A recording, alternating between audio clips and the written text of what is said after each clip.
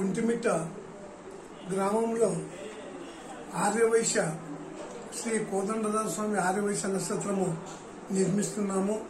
ఇంకా నిర్మాణంలో ఉంది.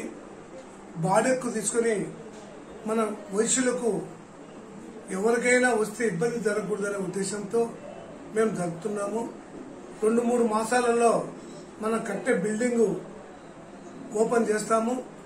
మరి రేపు నెల 11వ తేదీన రాముల వారి కళ్యాణం మనకు అదృష్టవశాత్తున ఒంటిమిట్ట గ్రామానికి వచ్చింది.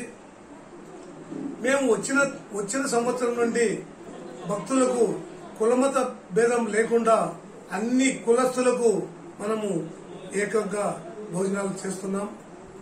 మరి పోతే ఈ సంవత్సరం కూడా మనము వస్తు రూపం గాని డబ్బు రూపం గాని ఇస్తే వారి పేరు బ్యానర్ మీద వేసి వారికి రాముల వారి కటాక్షం కలిగేటట్టు నెరవేర్చాలని చెప్తాము.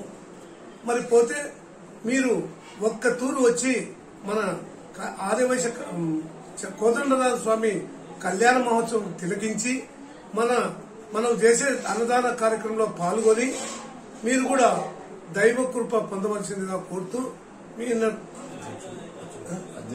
అధ్యక్షులు పరశురాజు